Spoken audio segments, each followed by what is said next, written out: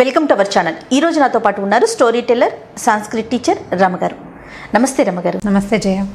రమగారు, మనము ఇతిహాసాల నుంచి కొన్ని గ్రంథాల నుంచి పిల్లలకి సంబంధించి కొన్ని మోరల్ స్టోరీస్ చెప్పుకుంటున్నాం కదా, రామాయణ మహాభారతాల నుంచి ముఖ్యంగా. సో అలానే ఈరోజు మహాభారతం నుంచి ఏదైనా ఒక స్టోరీ ఉంటే చెప్పండి. మహాభారతం ఇంతకుముందు మనం కొన్ని కథలు చెప్పాం. అవును.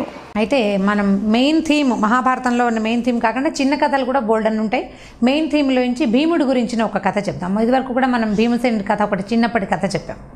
అయితే దుర్యోధనుడు, పాండవుల తాలూకు కజిన్ అయిన దుర్యోధనుడు వీళ్ళని వాళ్ళ రాజ్యాన్ని వాళ్ళు క్లెయిమ్ చేయకుండా ఉండటం కోసం తల్లితో సహా వీళ్ళని అంటే చంపేయడానికి ఒక ప్లాన్ చేశాడు. అది చేసినప్పుడు ఏం చేశారంటే లక్క ఇంట్లో ఒక ఇల్లు, ఒక పెద్ద సౌధం నిర్మించి అది ఎలా చేశారంటే లక్కతోటి కట్టారట. అంటే గోడకి పైపుత సులువుగా అంటుకుంటుంది, లక్క మంట సులువుగా అంటుకుంటుంది. అట్లాంటిది లక్క ఇల్లు, దాని పేరే అది లాక్షాగృహం అంటారు సంస్కృత పదం. అయితే అది ఈ లక్క ఇంట్లో వీళ్ళందరినీ ఉంచాడు.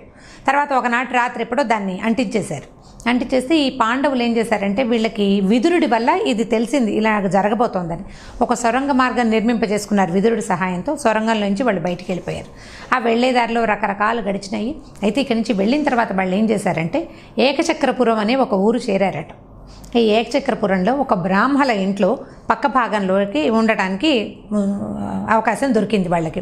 ఆ రోజు ఇప్పుడు ఇది మన మహాభారత కాలం అంటే ఎవరైనా ఊరికి అతిథులు అభ్యాగతులు వస్తే మేము మీ ఇంట్లో ఉంటామంటే ఉంచుకునేవాళ్ళు. మీ ఊరేమిటి, మీరు ఎక్కడి నుంచి వచ్చారు, అవి పెద్దగా అడిగేవాళ్ళు కాదు. వ్యక్తుల ముఖాలని, వాళ్ళ తాలూకు భాష, మాట్లాడే విధానాన్ని బట్టే సహాయం చేసేవాళ్ళు.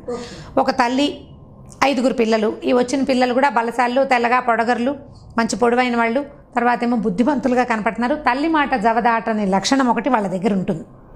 దాంతో ఆ బ్రాహ్మణ కుటుంబం ఏమనుకుందంటే వీళ్ళకి ఏదో వాళ్ళని పక్కన ఉంచుకుందాము, వాళ్ళ వంట వాళ్ళు చేసుకుంటారులే అనుకుంది. అయితే ఈ పాండవులు రాజకుమారులు, వాళ్ళు వృత్తులు అవి వచ్చిన వాళ్ళు కాదు, ఏదో ఒక పని చేసుకుని బతికేవాళ్ళు కాదు. అయితే ఈ క్షత్రియ కుమారులు కూడా బ్రాహ్మణులాగానే భిక్షాటన చేసి జీవించవచ్చు అనేది ఒక విధానం ఉండేది అప్పట్లో. వీళ్ళు ఏం చేసేవాళ్ళంటే ఈ 5 అబ్బాయిలు బ్రాహ్మణ వేషధారులు. అంటే వేషధారులు అంటే బ్రాహ్మణులకి క్షత్రియులకి తేడా ఏముంది? బ్రాహ్మణులు పంచ కట్టుకుని ఏదో గుండు శిఖ పెట్టుకునేవాళ్ళు, వీళ్ళు కూడా అవే కట్టుకునేవాళ్ళు. కాకపోతే ఈ క్షత్రియులకి ఆయుధాలు ఎక్స్ట్రా ఉండేవి. వీళ్ళు ఆయుధాలు విసర్జించేశారు. ఆయుధాలు లేవు వాళ్ళ దగ్గర, ఏమీ లేవు. రాత్రికి రాత్రి లాక్షగృహం నుంచి బయటకు వచ్చేశారు. ఏ ఆయుధము వాళ్ళతోటి లేదు. నగలు అలంకరణతోటి కాదు, నిద్ర వేళలో వచ్చారు. రాత్రిపూట సింపుల్ డ్రెస్లోనే ఉంటారు కదా, ఆయుధాలు ఎలాగూ లేవు. ఇవి వచ్చేసిన వాళ్ళు ఏం చేస్తారు, ఇక భిక్షాటన చేసుకుంటూ మామూలు వేషాలతోటి వెళ్తే, అదే చిన్నపిల్లలు కుర్రాళ్ళు కనపడుతున్నారు, పెద్ద వయసు ఉన్న వాళ్ళు కాదు. దాంతో భిక్షాటనకు వేస్తే వెళ్తే అందరూ ఏదో భిక్ష ఆహారం పదార్థం ఇచ్చేవాళ్ళు. అప్పుడు ఏంటంటే ఇప్పుడులాగా అడుక్కోవాల్సిన అవసరం లేదు, విధానాలు వేరే ఉండేవి. వాకిట్లో ఒక్కొక్కళ్ళు వస్తే వాళ్ళకి పెట్టడానికే ఆహారం అట్టు పెట్టుకునేవాళ్ళు గృహస్థులు. దాంట్లో పెద్ద జాతి నియమం కూడా ఉండుండదు బహుశా ఆ రోజులు. అంటే ఎక్కడ పెద్దగా నేను అలాంటిది చదవలేదు, అన్ని చోట్లకి వెళ్ళేవాళ్ళు. ఈ తెచ్చిన భిక్షని వాళ్ళ అమ్మ దగ్గరికి పట్టుకొచ్చి ఇచ్చేవాళ్ళు. పట్టుకొస్తే ఈవిడ ఏం చేసేది, దాన్ని 2 భాగాలు చేసేదట. ఆహారాన్ని ఇంత అన్నం వచ్చిందనుకోండి, దాన్ని 2 భాగాలు చేస్తే ఒక భాగం భీముడికి ఇచ్చేవారు, మిగిలిన 2వ భాగాన్ని తల్లి, మిగిలిన 4 పిల్లలు తినేవారు. ఎందుకంటే భీముడు సహజంగా చాలా ఆహారం తీసుకునే పద్ధతి ఉన్నవాడు. అతని శారీరక బలము అలాంటిదే, బలశాలి, ఆహారం తీసుకునే విధానం కూడా అలాంటిదే. ఇలా రెగ్యులర్గా భిక్షాటం చేసుకునే వాళ్ళు తల్లి పిల్లలు నిశ్శబ్దంగా ఎవరి దారిన వాళ్ళు ఉండేవాళ్ళు. కొన్నాళ్ళ తర్వాత వీళ్ళకి ఆశ్రయం ఇచ్చిన బ్రాహ్మణ కుటుంబంలో పెద్ద పెట్టిన పొద్దున్నే ఏడుపులు వినపడ్డాయి. తెల్లవారే పిల్లలు ఏడుస్తున్నారు, ఆడవాళ్ళందరూ ఏడ్చేస్తున్నారు. ఏడుస్తుంటే ఈవిడ బయటకు వచ్చింది, కుంతీదేవి, పాండవుల తల్లి. ఎందుకమ్మా ఏడుస్తున్నారు, ఏం జరిగింది అంటే అప్పుడు ఆవిడ ఏం చెప్పిందంటే, అమ్మాయి మా రాజ్యానికి ఏకచక్రపురానికి ఒక రాక్షస పేడుంది. ఇతడు బకాసురుడని ఒక రాక్షసుడు, బకుడు. ఈ బకాసురుడు ఊరి మీద పడి విరుచుకు తినేవాళ్ళు, తెచ్చుకునేవాడు. వచ్చేసేయటం, ఇక ఎవరు దొరికితే వాళ్ళని చంపేసి తినేసి ఆహార పదార్థాలని చెల్లాచెదురు ఊరంతా బీభత్సంగా చేసేవాడు. అయితే మా రాజు మంత్రులు అతనితోటి మాట్లాడి, నువ్వు ఊళ్ళోకి రావద్దు, ప్రజల్ని భయభ్రాంతులకి గురి చేయొద్దు, నువ్వు ఎక్కడ ఉంటావో అక్కడే ఉండు, మేము అక్కడికే ఆహారాన్ని పంపిస్తాము, నీకేం కావాలో చెప్పమన్నారు. ఇతను ఏమని చెప్పాడట బకుడు, 2 దున్నలు పూంచిన ఎడ్ల బండి, అదే బండి మామూలు ఎడ్ల బళ్ళు ఉంటాయో, ఎడ్లు కాకుండా దున్నలు ఉండాలంటే గేదెల్లో మొగవన్నమాట, దున్నపోతులు. 2 దున్నపోతుల్ని కట్టాలి బండికి. బండి నిండా ఆహార పదార్థాలు, అన్నము, కూరలు, పప్పులు, పులుసులు, సాంబార్లు, తర్వాత పాయసాలు, రుచిమైన పదార్థాలు. ఈ బండిని ఒక మనిషి తోలుకొస్తే ఆ మనిషి ఈ 2 దున్నలు, ఆ బండిలో ఉన్న మొత్తం ఆహారము నాకు సరిపోతుంది అని చెప్పాడు. అప్పటి నుంచి మేమేం చేసాము, మొదట రాజపరివారంలోంచి ఎవరు వెళ్ళారో ప్రజల్లో కూడా ప్రతి కుటుంబం నుంచి రోజుకు ఒకరిని చొప్పున పంపించాలి. ఓహో. ఈరోజు ఆ వంతు మా ఇంటికి వచ్చింది. వీళ్ళకి ఒకడే పిల్లాడు, ఒక మగపిల్లాడు. అప్పట్లో మగపిల్లలు ఉండాలన్న నియమం ఉంది, ఎందుకు పున్నామ నరక నుంచి పుత్రుడే తప్పిస్తాడని. ఇప్పుడు మన దగ్గర కూడా ఉన్నదనుకోండి, కొంచెం అటు ఇటుగా ఉంది. అప్పుడు ఖచ్చితంగా ఉండేది కొడుకులు. ఇప్పుడు కొంచెం అది తగ్గింది, ఆ ఫీల్ అనేది కొంచెం తగ్గింది. పెద్దవాళ్ళు ఉంటే కాస్త ఉంటుంది, మామూలు యంగర్ జనరేషన్కి అంతగా లేదు. ఇప్పుడు ఈ కుమారుడు ఉండాలి, ఉన్నది ఒక పిల్లాడు. నాన్నని పంపించడానికి పిల్లాడు ఒప్పుకోవటం లేదు, భర్తను పంపించడానికి భార్య కష్టంగా ఉంది. స్త్రీలని వాడు తీసుకోడు, మగవాళ్ళు కావాలి. ఈ ఇంట్లో ఉన్నది నాన్న కొడుకు. వీళ్ళిద్దరిలో ఎవరిని పంపించినా గృహ యజమానిని పంపించాలా, ఇంటికి ఆధారమైన కొడుకుని పంపించాలో తెలియక మేము ఏడుస్తున్నామమ్మా అంటే ఈవిడేముందంటే, అమ్మ మీరు కంగారు పడబోకండి, మీకంటే ఒక్కడే పిల్లాడు, నాకు 5 కొడుకులు ఉన్నారు, మీరు మాకు ఆశ్రయం ఇచ్చారు, మీ అబ్బాయి బదులు మా అబ్బాయిని పంపిస్తానంత. ఎలాంటి లక్షణమో చూడండి. ఇలా చేస్తారా ఎవరైనా? మీ అబ్బాయి చచ్చిపోయే బదులు మా అబ్బాయిని చంపేసేయండి అనరు కదా. ఈవిడ మాత్రం ఆవిడ ధైర్యం ఆవిడకు ఉంది. ఒక పిల్లాన్ని పంపిస్తానమ్మా అని అడిగితే వాళ్ళు ఒప్పుకోవాలి. అయ్యో అట్లా కాదండి, మీరు అతిథులు, మా ఊరు వచ్చారు, మేము మీకు ఊరికి ఆశ్రయం ఇచ్చాం కానీ మేము అన్నం పెడుతున్నామా, కాదని వాళ్ళు ఎంత బతిమలాడినా ఈవిడ ఒప్పుకోలేదు. మీకు ఒక్క పిల్లాడు, ఈ పిల్లాడిని ఇచ్చేస్తే మళ్ళీ మీకు పురుష సంతానం కలుగుతుందో కలగదో. నాకు 5 పిల్లలు ఉన్నారు కదా, ఓ పిల్లాడి పోతే మిగిలిన 4 పిల్లల్ని చూసి నేను సంతోషిస్తానమ్మా, ఏం పర్వాలేదని ఒప్పించింది. ఈ లోపల భిక్షాటనకి వెళ్ళినటువంటి అబ్బాయిలు 5 వచ్చారు. వచ్చాక ఆవిడేం చెప్పిందంటే, ఈ పిల్లలు ఎదురుగుండా, అయ్యా ఇక్కడ ఒక రాక్షసుడు ఉన్నట్ట, వాడికి ఆహారంగా ఈ కుటుంబంలో ఓ పిల్లాడు వెళ్ళాలట, ఒక మగవాడు ఎవడో ఒకడు వెళ్ళాలి, వాళ్ళ పిల్లాడు చిన్న పిల్లాడు, పైగా వాళ్ళకి ఒకడే కొడుకు, మీలో ఒకళ్ళని పంపుతానని చెప్పాను నాయన అంది. అలాగేనమ్మా, ఎవరిని వెళ్ళమంటే వాళ్ళు వెళ్తామన్నారు. అయితే ఆవిడేమందంటే, ఆవిడ ఇంకా మాట్లాడే లోపలే ధర్మరాజు అన్నాడు, భీముడు వెళ్తాడులేమ్మా అని చెప్పాడు. నన్ను పంపడానికి నువ్వెవడివి అని పోట్లాడలేదు భీముడు. నేను తప్పకుండా వెళ్తానన్నాడు. బయటకు వచ్చాడు. బయటకు వచ్చి నేను వెళ్తాను, మీరు కంగారు పడకండి అని ఈ 4 అబ్బాయిలు వాళ్ళని ఓదార్చారు. ఏం పర్వాలేదు, మేము 4 ఉన్నాం కదా అని చెప్పి ఒప్పించారు. సరే, రాజుగారి ఇంటి నుంచి ఎడ్ల బండి, అంటే ఆహారం రావాల్సిన బండి, దున్నలు కట్టిన బండి, ఆహారము రాజుగారి ఇంటి నుంచి వస్తుంది, మనిషి ఈ కుటుంబం నుంచి వెళ్ళాలన్నమాట. అవి వచ్చిన బండిని చూసేసరికల్లా ఈయనకి మంచి ఉత్సాహం వచ్చింది. భీముడికి ఎగిరి ఆ బండి మీద కూర్చున్నాడు. వెళ్ళొస్తానమ్మా అన్నాడు. అందరూ ఏడ్చారు ప్రజలంతా. అయ్యో, బ్రాహ్మణ యువకుడు ఇంత బలశాలి, పాపం 5 పిల్లల తల్లి ఇలా ఒక పిల్లాన్ని దానం చేసేసింది, వీడు ఏమైపోతాడో, వెళ్ళొస్తానని చెప్తున్నాడు అమాయకుడు, వెళితే తిరిగి రానని వీడికి తెలీదు అంటే క్షేమంగా వెళ్ళి రానాయన అని చెప్పిందట వాళ్ళమ్మ. ఈవిడ ఎంతకంటే అమాయకురాలు, తిరిగి రాడు పిల్లాడని తెలుసుకోలేకపోతుంది. అయ్యో, ఎంత పుత్ర వ్యామోహంతో మళ్ళీ రమ్మంటోందని ప్రజలంతా బాధపడ్డారు. చూస్తూ నుంచున్నారా వెళ్తున్నవాడిని. సరే, వీడు కొంచెం దూరం వెళ్ళేసరికల్లా బండికి కదలికలకి గిన్నెల మీద మూతలు కదులుతాయి కదా, డబ్బాల మీదవి, కదిలేసరికి గుమ వాసన వస్తున్నాయి. కూరలు, పులుసులు, తర్వాత ఏదో పాయసాలు, గారెలు అవన్నీ చేసి పెట్టి ఉంటారు. ఈ భీముడు పాపం కొంతకాలంగా భిక్షాటన చేసిన ఆహారమే తింటున్నాడు.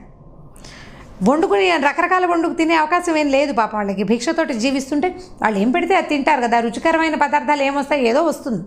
ఈ వాసన వచ్చేసరికి ఆకలేసేసింది అతనికి. ఏం చేశాడు, చక్కగా డబ్బాలు గిన్నెలన్నీ మూతలు తీసి హాయిగా ఉన్న ఆహారం అంతా తినేసాడు.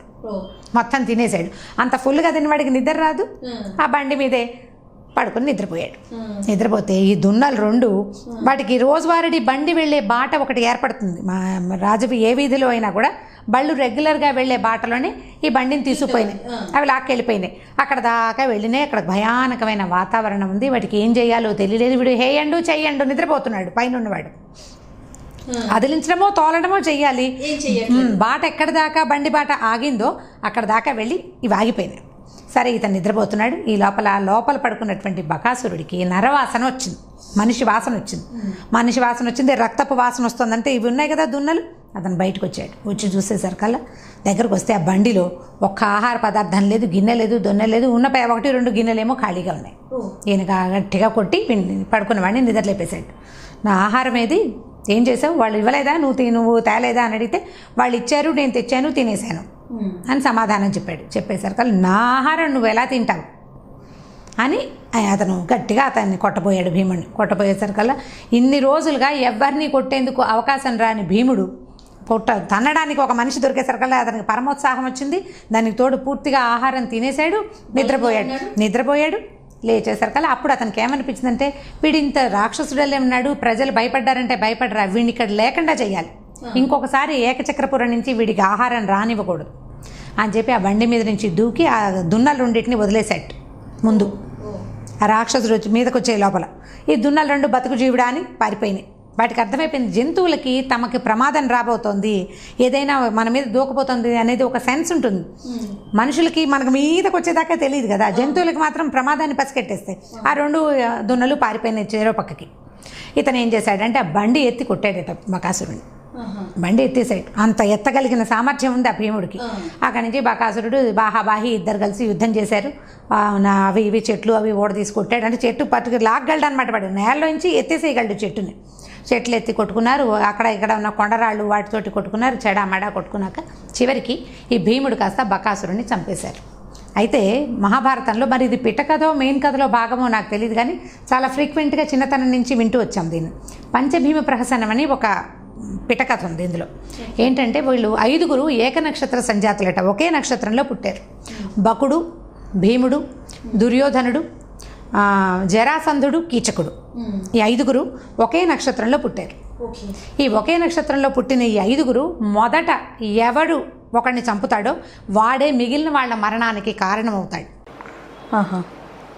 ఇప్పుడు బకాసురుడిని భీముడు చంపాడు. తర్వాత లైన్లో జరాసంధుడిని, కీచకుడిని, దుర్యోధనుడిని కూడా భీముడే సంహరించాడు. అతని చేతిలోనే వీళ్ళకి మరణం వచ్చింది. ఈ 5 వేరే వాళ్ళు ఎవరి దగ్గర చావులేదు. ఈ లెక్కలో మొట్టమొదటి బకాసురుడి తాలూకు మరణం భీముడు యంగ్గా ఉండగానే వాళ్ళు ద్రౌపదిని పెళ్లి చేసుకోక ముందే జరిగింది. ఇది చంపేశాడు. అక్కడి నుంచి గట్టిగా ఏలేసి అని అదిలించి గట్టిగా పిలిచేశారు కల్లా ఈ దున్నలు ఎక్కడో ఉన్నవి మెల్లిగా మనిషి పిలుస్తుంటే దగ్గరకు వచ్చినాయి. ఈయన బండికి ఆ 2 దున్నల్ని పుంజుకుని మళ్ళీ బండి ఎక్కి వచ్చేసాడు వెనక్కి. సాయంకాలం ప్రజలు ఇతను వెనక్కి తిరిగి వస్తున్న వాడిని చూసి అందరూ జయధ్వానాలు చేశారు. ఎలాంటి కొడుకుని కన్నావమ్మా, ఎంత బలశాలి, ఇతను బకాసురుణ్ణి ఎట్లా చంపాడు, ఎలా చంపగలిగాడు అనేది వాళ్ళకి చాలా ఆశ్చర్యం వేసింది. కానీ అప్పటి నుంచి వీళ్ళని భిక్షాటనకు వచ్చే మామూలు యువకుల్లాగా కాకుండా వీళ్ళు ఏదో ప్రతిభాశాలని ప్రజలు గుర్తించారు. మామూలుగా అనిపించేది వీళ్ళు స్ఫురద్రూపులు బలశాలులుగా కనపడుతున్నారు, కానీ వినయం ఉంది వీళ్ళ దగ్గర. కొంచెం మామూలుగా మనకు మొహాల్లో కనపడితే భావం కొంచెం మర్యాదిస్తాం కదా. దీని తర్వాత వెళ్ళడానికి కొడుకు ఒప్పుకోవటం, అన్నయ్య వాడిని పంపదలుచుకోవటం, అతను నువ్వు వెళ్ళు అని చెప్పినా వీడు కాదనకపోవటం, నా పిల్లని నేను పంపిస్తానని తల్లి చెప్పడం, ఇవన్నీ కూడా విచిత్రమైనవి, లోక సహజంగా జరిగేవి కాదు. చాలా ప్రతిభా పాఠవాళ్ళ వాళ్ళు ధైర్యశాలలో అయితే తప్పిస్తే ఈ పని చెయ్యరు కదా, ఇలాంటివి ఒప్పుకోరు కదా. దాంతో అప్పటి నుంచి వీళ్ళని బాగా గౌరవించడం మొదలుపెట్టారట. దీని తర్వాత ద్రౌపదిని వీళ్ళు వివాహం ఆడారని కథ. సో ఇప్పుడు భీముడు తాలూకు ప్రతాపాన్ని వర్ణించడం కోసం చెప్పబడిన కథల్లో భాగం అన్నమాట శక్తి సామర్థ్యాలు. ఎందుకంటే తర్వాత కథల్లో జరాసంధుడు చాలా గొప్పవాడు, చాలా బలశాలి, అతన్ని చంపాడు. మామూలు వాడు ఎలా చంపగలుగుతాడు? తర్వాత కీచకుడు ఈ విరాట రాజ్యాన్ని పూర్తిగా నిలబెట్టినవాడు, అతనే సైన్యాధిపతి. అతన్ని చంపడము బహు కష్ట సాధ్యం, మామూలు వాడికి సాధ్యమయ్యే పని కాదు. అక్కడి దుర్యోధనుడు వాడు అసలు సామాన్యుడు కాదు.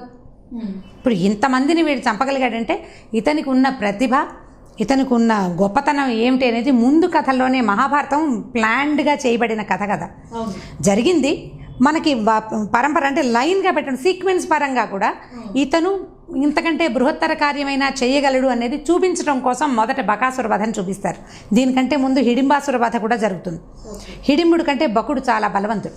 ఓకే, సో అందుకని ఇది చూపించారనమాట. Right, thank you so much రమ్మగారు. థ్యాంక్ యూ అండి. ఓకే జయ. ఈ వీడియో కనుక మీకు నచ్చినట్లయితే లైక్ చేయండి, షేర్ చేయండి. మరిన్ని వీడియోస్ కోసం మా ఛానల్ని సబ్స్క్రైబ్ చేసుకోండి.